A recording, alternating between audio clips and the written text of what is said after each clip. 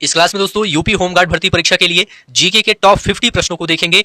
आप लोग इस क्लास को पूरा ध्यान से देखिए और सभी प्रश्नों का उत्तर बताने का प्रयास कीजिए। यहां से आपके एग्जाम में निश्चित रूप से प्रश्न पूछा जाएगा, तो आप सभी लोग 50 मोस्ट इंपोर्टेंट प्रश्नों को जरूर देखिए। पहला प्रश्न आप सभी के सामने है, भारतीय संविधान के किस अनुच्छेद को डॉक्टर बी आर अम्बेडकर ने संविधान का हृदय और आत्मा कहा था? ऑप्शन आप सभी के सामने है, आप लोग जल्दी से बताइए राइट आंसर क्या होगा। पहला ऑप्शन है अनुच्छेद 14। अनुच्छेद 14 दोस्तों विधि के समक्ष समता का अधिकार देता है, इसे आप लोग याद रखिएगा। अनुच्छेद 19 यह वाक एवं अभिव्यक्ति की स्वतंत्रता सहित 6 प्रकार की स्वतंत्रताएं देता है और अनुच्छेद 21 यह प्राण एवं दैहिक स्वतंत्रता का अधिकार देता है। अनुच्छेद 32 दोस्तों इसे संवैधानिक उपचारों का अधिकार कहते हैं। इसके तहत सुप्रीम कोर्ट मौलिक अधिकारों की रक्षा के लिए 5 प्रकार की रिट जारी करता है। तो यहां पर आपका राइट आंसर क्या हो जाएगा? अनुच्छेद 32 याद रखिएगा। भारतीय संविधान के अनुच्छेद 32 को डॉक्टर बी आर अम्बेडकर ने संविधान का हृदय और आत्मा कहा था, इसे आप लोग याद रखिएगा। यहां पर डी ऑप्शन आपका राइट आंसर हो जाएगा। दूसरा प्रश्न आप सभी के सामने है, उत्तर प्रदेश का कौन सा जिला 3 ओर से मध्य प्रदेश से घिरा हुआ है? आप लोग जल्दी से कमेंट करके बताइए। याद रखिएगा ललितपुर।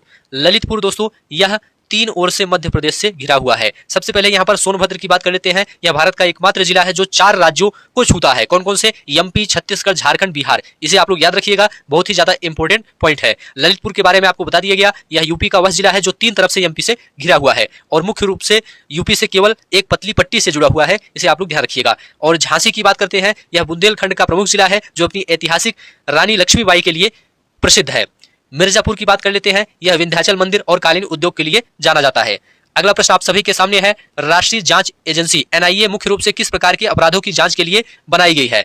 ऑप्शन आप सभी के सामने है, आप लोग जल्दी से कमेंट करके बताइए यहां पर आपका राइट आंसर क्या हो जाएगा। तो देखिए दोस्तों यहां पर राइट आंसर हो जाएगा आतंकवाद। यहां पर डी ऑप्शन आतंकवाद आपका राइट आंसर हो जाएगा। सबसे पहले यहां पर बात कर लेते हैं भ्रष्टाचार के बारे में। इसकी जांच मुख्य रूप से सीबीआई और राज्य की विजिलेंस टीमें करती है। आर्थिक घोटाले की बात करते हैं तो बड़े घोटालों की जांच दोस्तों ईडी करता है, प्रवर्तन निदेशालय। और साइबर अपराध इसके लिए गृह मंत्रालय के तहत I4C केंद्र बनाया गया है, इसे आप लोग याद रखिएगा। यहां पर डी ऑप्शन आतंकवाद आपका राइट आंसर हो जाएगा। 2008 के मुंबई हमले के बाद एनआईए को विशेष रूप से आतंकी नेटवर्क को ध्वस्त करने के लिए बनाया गया था। अगला प्रश्न आपके सामने है, भारत और पाकिस्तान के बीच रेड क्लिफ रेखा का निर्धारण किस वर्ष किया गया था? टॉप 50 प्रश्न देखेंगे, 50 अति महत्वपूर्ण प्रश्नों को देखेंगे, तो सभी प्रश्न आप लोग ध्यान से देखते हुए चलिए। यहां पर आपके सामने 4 ऑप्शन है। पहला ऑप्शन है 1945, दूसरा है 1947, तीसरा है 1950, चौथा है 1965। आप लोग बताइए यहां पर आपका राइट आंसर क्या होगा। देखिए दोस्तों यहां पर आपका राइट आंसर हो जाएगा 1947। यहां पर बी ऑप्शन राइट आंसर हो जाएगा। सबसे पहले 1945 की बात करते हैं तो इस वर्ष दोस्तों द्वितीय विश्व युद्ध समाप्त हुआ था और संयुक्त राष्ट्र की स्थापना हुई थी, इसे आप लोग याद रखिएगा। 1947 17 अगस्त 1947 को सर सिरिल रेडक्लिफ ने भारत और पाकिस्तान के बीच विभाजन रेखा तय की थी। और 1950 की बात करते हैं तो 26 जनवरी 1950 को भारत का संविधान लागू हुआ था। 1965 की बात करते हैं तो इस वर्ष भारत और पाकिस्तान के बीच दूसरा बड़ा युद्ध हुआ था, इसे भी आप लोग याद रखिएगा। चलिए अगला प्रश्न आप सभी के सामने है, सभी प्रश्न आप लोग ध्यान से देखते हुए चलिए। यहां पर सभी प्रश्न काफी ज्यादा इंपॉर्टेंट हैं। कथक नृत्य के प्रसिद्ध कलाकार पंडित बिरजू महाराज का संबंध किस घराने से था? तो याद रखिएगा लखनऊ कालका विंध्याधीन घराना। यहां पर बी ऑप्शन राइट आंसर हो जाएगा। बनारस घराना की बात करते हैं, यह तबला वादन और ठुमरी के लिए प्रसिद्ध है जैसे कि पंडित किशन महाराज। और लखनऊ कालका विंध्याधीन घराना या लखनऊ घराना बिरजू महाराज इसी घराने के थे जो कथक में भावभंगिमा के लिए प्रसिद्ध हैं। ठीक है, यहां पर बात कर लेते हैं दोस्तों आगरा घराना की, तो यह गायकी के लिए जाना जाता है, ध्रुपद धमार के लिए जाना जाता है, इसे आप लोग याद रखिएगा। अगला प्रश्न आप सभी के सामने है, पंचायती राज व्यवस्था को संवैधानिक दर्जा किस संविधान संशोधन द्वारा दिया गया है? सभी प्रश्न दोस्तों काफी ज्यादा इंपॉर्टेंट है, सभी प्रश्न आप लोग ध्यान से देखते हुए चलिए। इसका आंसर आप लोग जल्दी से कमेंट करके बताइए। देखिए दोस्तों राइट आंसर हो जाएगा 73वां संशोधन। मोस्ट इंपोर्टेंट प्रश्न है, सभी प्रश्न काफी ज्यादा इंपॉर्टेंट है। सबसे पहले यहां पर 42वां संशोधन की बात कर लेते हैं, इसे लघु संविधान कहते हैं, इसे आप लोग याद रखिएगा। इसमें प्रस्तावना में 3 शब्द जोड़े गए थे। और इसके बाद 44वां संशोधन की बात कर लेते हैं, इसके द्वारा संपत्ति के अधिकार को मौलिक अधिकार से हटा दिया गया था। और 73वां संशोधन, इसके जरिए पंचायतों को 11वीं अनुसूची में शामिल कर संवैधानिक शक्ति दी गई थी। 86वां संशोधन 2002, इसके द्वारा शिक्षा के अधिकार आर्टिकल 21A को मौलिक अधिकार बनाया गया। तो यहां पर सी ऑप्शन आपका राइट आंसर हो जाएगा। उत्तर प्रदेश में भाभर और तराई क्षेत्र का विस्तार मुख्य रूप से किस दिशा में है? देखिए दोस्तों भाभर और तराई क्षेत्र का विस्तार मुख्य रूप से उत्तर प्रदेश में उत्तर दिशा में है, ए ऑप्शन राइट आंसर हो जाएगा। नेपाल की सीमा के साथ सटा हुआ क्षेत्र भाभर और तराई कहलाता है। भाभर जो है ये पथरीला है और तराई जो है ये दलदली है। दक्षिण की बात करते हैं, यहाँ बुंदेलखंड का पठारी भाग स्थित है। पूर्व की बात करते हैं, यहाँ पूर्वांचल के मैदान है जो कृषि के लिए उपजाऊ है। पश्चिम की बात करते हैं, यहाँ गंगा यमुना दोआब का क्षेत्र है जो औद्योगिक और कृषि की दृष्टि से उन्नत है। तो ये सभी पॉइंट आप लोग याद रखिएगा। सार्क संगठन का प्रथम शिखर सम्मेलन कहाँ आयोजित हुआ था? ऑप्शन आप सभी के सामने है, आप लोग जल्दी से बताइए। राइट आंसर हो जाएगा दोस्तों Dhaka. C option right answer हो जाएगा। सार्क संगठन का प्रथम शिखर सम्मेलन ढाका में आयोजित हुआ था। काठमांडू की बात करते हैं, यहाँ सार्क का अस्थायी सचिवालय है, मुख्यालय स्थित है, इसे आप लोग याद रखिएगा। नई दिल्ली, यहाँ 1986 में दूसरा शिखर सम्मेलन हुआ था। और ढाका के बारे में आपको बता दिया गया, 1985 में सार्क की स्थापना के समय पहला सम्मेलन बांग्लादेश की राजधानी ढाका में ही हुआ था। इस्लामाबाद की बात करते हैं, यहाँ 1988 और 2004 में सार्क का शिखर सम्मेलन हुआ था। चलिए अगला प्रश्न आप सभी के सामने है। ऑपरेशन विजय का संबंध भारत के किस सैन्य अभियान से है? ऑप्शन आपके सामने है, आप लोग जल्दी से बताइए। राइट आंसर हो जाएगा 1999 का कारगिल युद्ध। यहाँ पर सी ऑप्शन राइट आंसर हो जाएगा। 1971 का युद्ध, इसके बारे में बात कर लेते हैं। इसे बांग्लादेश मुक्ति संग्राम कहा जाता है, इसे आप लोग याद रखिएगा। और ब्लू स्टार की बात करते हैं, यह अमृतसर के स्वर्ण मंदिर से उग्रवादियों को निकालने के लिए चलाया गया था, ब्लू स्टार। कारगिल युद्ध, पाकिस्तानी घुसपैठियों को खदेड़ने के लिए सेना ने ऑपरेशन विजय चलाया था। 2016 का सर्जिकल स्ट्राइक, यह उरी हमले के बाद आतंकी ठिकानों को नष्ट करने के लिए किया गया था।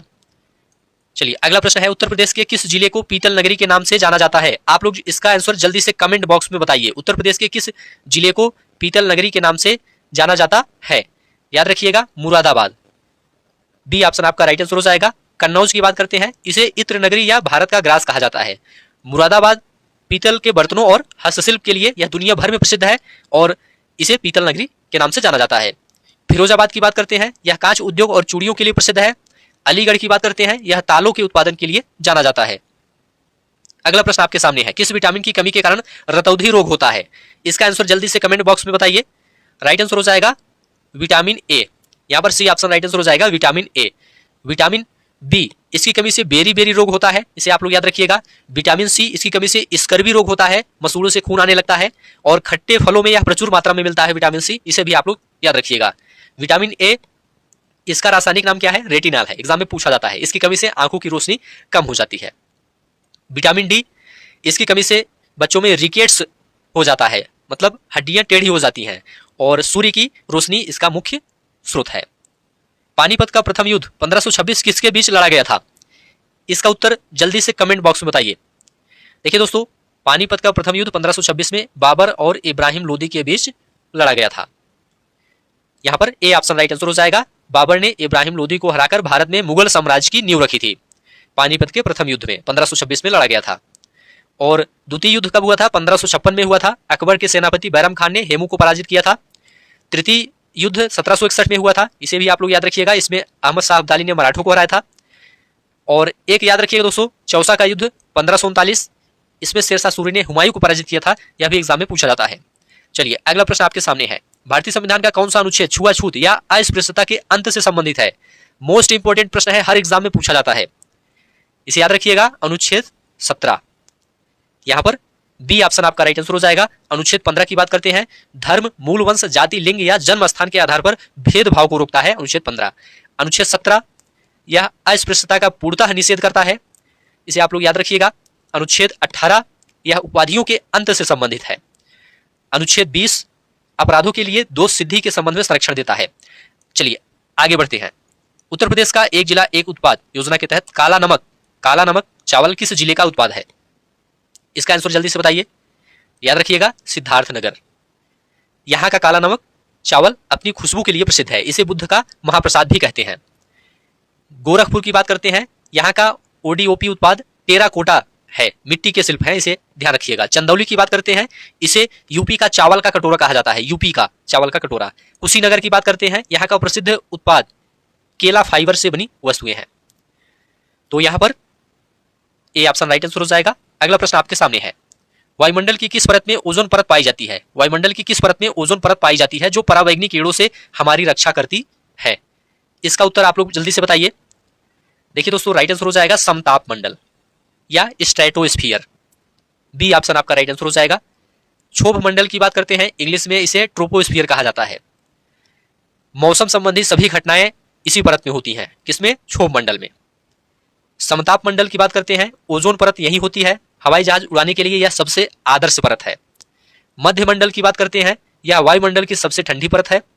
आयन मंडल की बात करते हैं, यहां से रेडियो तरंगे परावर्तित होती हैं जिससे संचार व्यवस्था संभव होती है। चलिए अगला प्रश्न आपके सामने है, नीति आयोग का अध्यक्ष कौन होता है? जल्दी से आप लोग बताइए, नीति आयोग का अध्यक्ष कौन होता है? राइट आंसर हो जाएगा प्रधानमंत्री। नीति आयोग का गठन कब हुआ था? 1 जनवरी 2015 को योजना आयोग के स्थान पर हुआ था। अध्यक्ष कौन होते हैं? प्रधानमंत्री, इसके पदेन अध्यक्ष होते हैं। और यह एक थिंक टैंक के रूप में कार्य करता है नीति आयोग। 1917 के चंपारण सत्याग्रह में महात्मा गांधी ने किसके खिलाफ आंदोलन किया था? तो याद रखिएगा, नील की खेती या तिनकठिया प्रथा के खिलाफ आंदोलन किया था।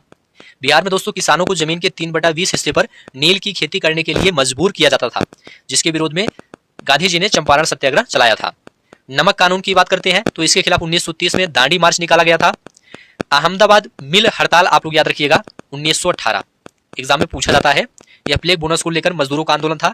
और रोलेट एक्ट 1919, इसे दोस्तों काला कानून कहा गया, जिसके विरोध में जलियांवाला बाग हत्याकांड हुआ था। चलिए आगे बढ़ते हैं, सभी प्रश्न ध्यान से देखते हुए चलिए। भारत में हरित क्रांति का जनक किसे माना जाता है? भारत में पूछा गया है तो MS स्वामीनाथन आपका राइट आंसर हो जाएगा। डॉक्टर वर्गीज कुरियन की बात करते हैं, इन्हें श्वेत क्रांति का जनक कहा जाता है। श्वेत क्रांति दुग्ध उत्पादन से संबंधित है। और नॉर्मन बोरलॉग की बात करते हैं, इन्हें विश्व में हरित क्रांति का जनक माना जाता है। हीरालाल चौधरी, इन्हें नीली क्रांति से जोड़ा जाता है, मछली उत्पादन से। चलिए आगे बढ़ते हैं, उत्तर प्रदेश के प्रयागराज में किन 3 नदियों का संगम होता है? तो याद रखिएगा, Ganga, Yamuna, Saraswati. D option right answer हो जाएगा। प्रयागराज या त्रिवेणी संगम, यहाँ गंगा और यमुना प्रत्यक्ष रूप से मिलती है, जबकि सरस्वती को अदृश्य माना जाता है। और यहाँ पर हर 12 साल में कुंभ मेला लगता है। और गोमती नदी की बात करते हैं, गोमती नदी दोस्तों यह लखनऊ और जौनपुर के किनारे बहती है। सरयू नदी की बात करते हैं, इसके तट पर अयोध्या स्थित है। चंबल नदी की बात करते हैं, यह इटावा के पास यमुना में मिलती है। चलिए आगे बढ़ते हैं, शुद्ध जल का पीएच मान कितना होता है? शुद्ध जल का पीएच मान कितना होता है? तो याद रखिएगा 7 होता है। पीएच स्केल 0 से 14 तक होता है। 0 से 7 तक अम्लीय होता है, जैसे नींबू का रस। 7 पीएच मान जो जिसका होता है वह उदासीन होता है, जैसे कि शुद्ध जल। 7 से 14 पीएच मान क्षारीय होता है, जैसे साबुन का घोल। और 8.4 जो लिखा है यह समुद्री जल का औसत पीएच मान है, इसे भी आप लोग याद रखिएगा। भारत का सबसे ऊंचा जलप्रपात कुंचिकल किस राज्य में स्थित है? इस प्रश्न का उत्तर जल्दी से कमेंट बॉक्स में बताइए। देखिए दोस्तों, यहां पर राइट आंसर हो जाएगा कर्नाटक। यह दोस्तों वराह नदी पर है। और एक याद रखिएगा, जोग जलप्रपात, जोग जलप्रपात भी कर्नाटक में है। सत्यमेव जयते शब्द किस उपनिषद से लिया गया है? देखिए दोस्तों, यह मुंडकोपनिषद से लिया गया है। यहां पर बी ऑप्शन आपका राइट आंसर हो जाएगा। नेक्स्ट है, उत्तर प्रदेश में लायन सफारी कहां स्थित है? लायन सफारी कहां स्थित है?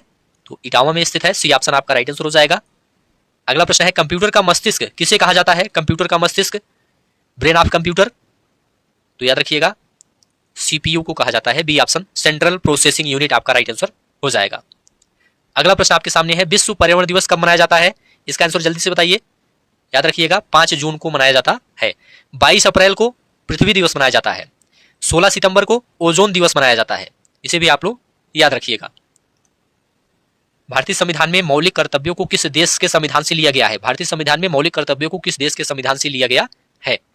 राइट आंसर हो जाएगा रूस। बी ऑप्शन आपका राइट आंसर हो जाएगा रूस। अमेरिका से मौलिक अधिकार, न्यायिक पुनरावलोकन और प्रस्तावना का विचार लिया गया है। रूस से याद रखिएगा सरदार सूर्य सिंह समिति की सिफारिश पर 42वें संशोधन 1976 द्वारा मौलिक कर्तव्यों को जोड़ा गया है और इसे रूस से लिया गया है। यह दोस्तों अनुच्छेद 51 में है, अनुच्छेद 51 में है। ब्रिटेन की बात करते हैं, यहां से संसदीय शासन प्रणाली, एकल नागरिकता और विधि का शासन लिया गया है। आयरलैंड से यहां से राज्य के नीति निर्देशक तत्व और राष्ट्रपति की निर्वाचन की पद्धति ली गई है। उत्तर प्रदेश का कौन सा जिला बिहार की सीमा को स्पर्श नहीं करता है? यहां पर नहीं पूछा गया है। देखिए दोस्तों, बलिया, देवरिया, गाजीपुर करता है, बस्ती नहीं करता है। डी ऑप्शन राइट आंसर हो जाएगा। बलिया की बात करते हैं, यह यूपी का सबसे पूर्वी जिला है और बिहार के साथ सीमा साझा करता है। देवरिया यह भी पूर्वी यूपी का जिला है जो बिहार बॉर्डर पर स्थित है। गाजीपुर इसे काशी की बहन कहा जाता है, यह भी बिहार की सीमा से लगा हुआ है। और बस्ती यह दोस्तों गोंडा और अयोध्या के पास है, इसकी सीमा बिहार से नहीं लगती है, इसे आप लोग ध्यान रखिएगा। रक्त समूह की खोज किस वैज्ञानिक ने की थी? आप लोग जल्दी से बताइए राइट आंसर क्या होगा। देखिए दोस्तों, रक्त समूह की खोज कार्ल लैंड स्टीनर ने की थी, ए ऑप्शन आपका राइट आंसर हो जाएगा। अलेक्जेंडर फ्लेमिंग की बात करते हैं, इन्होंने विश्व की पहली एंटीबायोटिक दवा पेनिसिलिन की खोज की थी। एडवर्ड जेनर की बात करते हैं, इन्हें इम्यूनोलॉजी का पिता कहा जाता है, इन्होंने चेचक के टीके की खोज की थी। लुई पास्चर की बात करते हैं, इन्होंने रेबीज के टीके की खोज की और दूध के पाश्चुरीकरण की विधि बताई थी। तो यहाँ पर ए ऑप्शन राइट आंसर हो जाएगा। भारत की सबसे लंबी नदी कौन सी है जो पूरी तरह से भारत में बहती है? इसका आंसर आप लोग जल्दी से बताइए। राइट आंसर हो जाएगा गंगा नदी। इसकी कुल लंबाई 25 किलोमीटर है। यह भारत की राष्ट्रीय नदी है, इसे आप लोग ध्यान रखिएगा। गोदावरी नदी की बात करते हैं, इसे दक्षिण गंगा या वृद्ध गंगा कहा जाता है। यह दक्षिण भारत की सबसे लंबी नदी है। ब्रह्मपुत्र की बात करते हैं, लंबाई में यह गंगा से बड़ी है, लेकिन इसका अधिकांश हिस्सा दोस्तों तिब्बत और बांग्लादेश में बहता है। सिंधु की बात करते हैं, यह मानसरोवर झील से निकलती है, लेकिन इसका बड़ा हिस्सा पाकिस्तान में बहता है। तो यहां पर ए ऑप्शन राइट आंसर हो जाएगा। जीएसटी परिषद का मुख्यालय कहां स्थित है? आप लोग जल्दी से बताइए। राइट आंसर हो जाएगा नई दिल्ली में। मुंबई की बात करते हैं, इसे भारत की आर्थिक राजधानी कहा जाता है। यहां पर आरबीआई और एसबीआई के मुख्यालय हैं। और बेंगलुरु की बात करते हैं, इसे भारत की सिलिकॉन वैली कहा जाता है। यहां पर इसरो का मुख्यालय है। हैदराबाद की बात करते हैं, इसे मोतियों का शहर कहते हैं। यहां पर राष्ट्रीय पुलिस अकादमी स्थित है। उत्तर प्रदेश के किस जिले में दुधवा राष्ट्रीय उद्यान स्थित है? याद रखिएगा लखीमपुर खीरी में। बी ऑप्शन आपका राइट आंसर हो जाएगा। पीलीभीत की बात करते हैं, यहाँ पीलीभीत टाइगर रिजर्व स्थित है जो बाघों के संरक्षण के लिए प्रसिद्ध है। बहराइच की बात करते हैं, यहाँ कतरनिया घाट वन्यजीव अभ्यारण्य स्थित है। सोनभद्र की बात करते हैं, इसे भारत की ऊर्जा राजधानी कहते हैं। चलिए अगला प्रश्न है, कंप्यूटर में www का पूर्ण रूप क्या है? देखिए दोस्तों, इसका पूर्ण रूप है वर्ल्ड वाइड वेब। यहाँ पर ए ऑप्शन आपका राइट आंसर हो जाएगा। इसके आविष्कारक टिम बर्नर्स ली थे। यह इंटरनेट पर सूचनाओं का एक संग्रह है। यहाँ पर ए ऑप्शन आपका राइट आंसर हो जाएगा। भारत का नेपोलियन किसे कहा जाता है? आप लोग जल्दी से बताइए। देखिए दोस्तों, समुद्रगुप्त को भारत का नेपोलियन कहा जाता है। चंद्रगुप्त मौर्य की बात करते हैं, इन्होंने मौर्य साम्राज्य की स्थापना की थी। समुद्रगुप्त को क्या कहा जाता है? इतिहासकार वी.ए. स्मिथ ने दोस्तों इनकी विजयों के कारण इन्हें भारत का नेपोलियन कहा है। इसे आप लोग याद रखिएगा। और इनके सिक्कों पर इन्हें बीड़ा बजाते हुए दिखाया गया है। कनिष्क की बात करते हैं, ये कुषाण वंश के महान राजा थे जिन्होंने शक संवत 78 ईस्वी शुरू किया था। हर्षवर्धन की बात करते हैं, इन्होंने अपनी राजधानी कन्नौज को बनाया था। इनके समय में चीनी यात्री हेनसांग भारत आया था। चलिए सभी पॉइंट काफी ज्यादा इंपॉर्टेंट है, सभी प्रश्न ध्यान से देखते हुए चलिए। सौरमंडल का सबसे छोटा ग्रह कौन सा है? देखिए दोस्तों, सबसे छोटा ग्रह पूछा गया है तो मरकरी आपका राइट आंसर हो जाएगा। बुध आपका राइट आंसर हो जाएगा, सी ऑप्शन। शुक्र की बात करते हैं, यह सबसे गर्म और चमकीला ग्रह है, इसे भोर का तारा भी कहा जाता है। मंगल की बात करते हैं, इसे लाल ग्रह कहा जाता है क्योंकि इसकी सतह पर आयरन ऑक्साइड प्रचुर मात्रा में उपलब्ध है। वरुण की बात करते हैं, यह सूर्य से सबसे दूर स्थित ग्रह है और बहुत ठंडा है। तो यहाँ पर सी ऑप्शन राइट आंसर हो जाएगा। भारत रत्न पुरस्कार पाने वाले प्रथम भारतीय कौन थे? आप लोग जल्दी से बताइए। देखिए दोस्तों, डॉक्टर सर्वपल्ली राधाकृष्णन, सीवी रमन, सिराज गोपालाचारी, उपरोक्त सभी आपका राइट आंसर हो जाएगा, डी ऑप्शन। 1954 में दोस्तों पहली बार 3 लोगों को यह पुरस्कार दिया गया था। Doctor Sarvepalli Radhakrishnan, CV Raman, Siraj Gopalachari. देखिए दोस्तों, डॉक्टर सर्वपल्ली राधाकृष्णन की बात करते हैं तो ये भारत के पहले उपराष्ट्रपति और दूसरे राष्ट्रपति थे। सीवी रमन की बात करते हैं, ये दोस्तों महान वैज्ञानिक थे जिन्हें रमन प्रभाव के लिए नोबेल पुरस्कार भी मिला था। सी राजगोपालाचारी की बात करते हैं, स्वतंत्र भारत के प्रथम और अंतिम भारतीय गवर्नर जनरल थे। अगला प्रश्न आपके सामने है, उत्तर प्रदेश की गोमती नदी का उद्गम स्थल कहां है? आप लोग जल्दी से बताइए। राइट आंसर हो जाएगा पीलीभीत फुलहर झील, बी ऑप्शन आपका राइट आंसर हो जाएगा। सहारनपुर की बात करते हैं, यहां से यमुना नदी यूपी में प्रवेश करती है। ललितपुर की बात करते हैं, यहां बेतवा नदी पर राजघाट बांध बना हुआ है, इसे आप लोग याद रखिएगा। उत्तराखंड की बात करते हैं, यहाँ के गंगोत्री से गंगा और यमुनोत्री से यमुना निकलती है। अंतरराष्ट्रीय मानवाधिकार दिवस कब मनाया जाता है? आप लोग जल्दी से कमेंट करके बताइए। याद रखिएगा 10 दिसंबर को, ए ऑप्शन आपका राइट आंसर हो जाएगा। 10 दिसंबर को अंतरराष्ट्रीय मानवाधिकार दिवस मनाया जाता है, ए ऑप्शन आपका राइट आंसर हो जाएगा। 24 अक्टूबर, इस दिन संयुक्त राष्ट्र संघ की स्थापना हुई थी, इसे आप लोग याद रखिएगा। 8 मार्च, इस दिन अंतरराष्ट्रीय महिला दिवस मनाया जाता है। 1 मई की बात करते हैं तो इस दिन अंतरराष्ट्रीय मजदूर दिवस मनाया जाता है। यहां पर ए ऑप्शन राइट आंसर हो जाएगा। राज्यसभा का पदेन सभापति कौन होता है? आप लोग जल्दी से बताइए।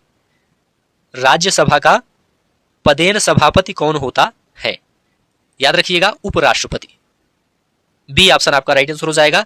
राष्ट्रपति की बात करते हैं, यह भारत का प्रथम नागरिक होता है लेकिन संसद के किसी सदन का सदस्य नहीं होता। प्रधानमंत्री की बात करते हैं, यह लोकसभा में बहुमत दल के नेता होते हैं। लोकसभा अध्यक्ष की बात करते हैं, इसका चुनाव लोकसभा के सदस्यों द्वारा किया जाता है। हड़प्पा सभ्यता की खोज किस वर्ष हुई थी? हड़प्पा सभ्यता की खोज किस वर्ष हुई थी? याद रखिएगा 1921 में हुई थी। 1920 की बात करते हैं तो महात्मा गांधी ने असहयोग आंदोलन शुरू किया था। 1922 की बात करते हैं, राखालदास बनर्जी ने मोहनजोदड़ो की खोज की थी, जो कि सिंधु नदी के तट पर है। 1925 की बात करते हैं, इस वर्ष काकोरी ट्रेन कांड हुआ था। अगला प्रश्न है, कार्य का मात्रक क्या है? कार्य का मात्रक क्या है? राइट आंसर हो जाएगा जूल। बी ऑप्शन आपका राइट आंसर हो जाएगा। वाट की बात करते हैं, यह शक्ति का मात्रक है। न्यूटन की बात करते हैं, यह बल का मात्रक है। पास्कल की बात करते हैं, यह दाब का मात्रक है। उत्तर प्रदेश के किस जिले को इत्र नगरी कहा जाता है? आप लोग जल्दी से बताइए। याद रखिएगा, कन्नौज को इत्र नगरी कहा जाता है। जौनपुर को क्या कहा जाता है? सिराजे हिंद कहा जाता है। बरेली सुरमे के लिए जाना जाता है। कानपुर चमड़ा उद्योग के लिए प्रसिद्ध है। ओलंपिक के छल्ले में कितने रंग होते हैं? याद रखिएगा 5 होते हैं। बी ऑप्शन आपका राइट आंसर हो जाएगा। ये 5 रंग विश्व के 5 महाद्वीपों को दर्शाते हैं। अगला प्रश्न है, कोशिका का पावर हाउस किसे कहते हैं? कोशिका का पावर हाउस किसे कहते हैं? याद रखिएगा माइटोकॉन्ड्रिया को कहा जाता है। लाइसोसोम यहां पर लिखा गया है, लाइसोसोम, इसे आत्मघाती थैली कहते हैं। ये सभी पॉइंट आप लोग ध्यान रखिएगा। उत्तर प्रदेश विधानसभा में कुल कितनी सीटें हैं? राइट आंसर हो जाएगा 403। उत्तर प्रदेश में लोकसभा की 80 सीटें हैं और राज्यसभा की 31 सीटें हैं, इसे भी आप लोग याद रखिएगा। विश्व स्वास्थ्य संगठन WHO का मुख्यालय कहां पर स्थित है? आप लोग जल्दी से बताइए, इसका उत्तर जल्दी से कमेंट बॉक्स में बताइए। विश्व स्वास्थ्य संगठन या WHO का मुख्यालय कहां पर स्थित है? तो देखिए दोस्तों, विश्व स्वास्थ्य संगठन या WHO का मुख्यालय जिनेवा में स्थित है। कहां पर? जिनेवा में स्थित है। यहां पर सी ऑप्शन आपका राइट आंसर हो जाएगा। और यहां पर वाशिंगटन डीसी की बात करते हैं तो वाशिंगटन डीसी दोस्तों, यह वर्ल्ड बैंक का मुख्यालय है। एग्जाम में पूछा जा सकता है वर्ल्ड बैंक का मुख्यालय कहां पर है, तो याद रखिएगा वाशिंगटन डीसी में है। WHO का मुख्यालय कहां पर है? जिनेवा में है। यूनेस्को का मुख्यालय कहां पर है? पेरिस में है। ये सभी आप लोग याद रखिएगा। काली मिट्टी का दूसरा नाम क्या है? आप लोग बताइए। देखिए दोस्तों, काली मिट्टी का दूसरा नाम रेगुर मिट्टी है। सी ऑप्शन आपका राइट आंसर हो जाएगा। यह कपास की खेती के लिए सबसे उत्तम माना जाता है। प्रथम विश्व युद्ध कब शुरू हुआ था? प्रथम विश्व युद्ध कब शुरू हुआ था? याद रखिएगा 1914 में शुरू हुआ था। 1914 से 1918 तक चला था। अगला प्रश्न है, यूपी के किस शहर को घाटों का नगर कहा जाता है? वाराणसी को दोस्तों घाटों का नगर कहा जाता है। यहां पर बी ऑप्शन आपका राइट आंसर हो जाएगा। मानव शरीर की सबसे बड़ी ग्रंथि कौन सी है? मानव शरीर की सबसे बड़ी ग्रंथि कौन सी है? तो देखिए दोस्तों, यहां पर आपका राइट आंसर हो जाएगा यकृत। सी ऑप्शन आपका राइट आंसर हो जाएगा यकृत। नेक्स्ट है, गायत्री मंत्र का उल्लेख किस वेद में है? देखिए दोस्तों, गायत्री मंत्र का उल्लेख ऋग्वेद में है। ए ऑप्शन आपका राइट आंसर हो जाएगा। तो ठीक है दोस्तों, आज की इस क्लास को यहीं पर समाप्त करते हैं। आप लोग कमेंट करके बताइए 50 प्रश्नों में आपका कितना स्कोर सही हुआ है। उम्मीद है यह क्लास आपको अच्छा लगा है। अच्छा लगा है तो चैनल को सब्सक्राइब कीजिए, दोस्तों शेयर कीजिए और कमेंट में लिखकर जरूर बताइए। धन्यवाद।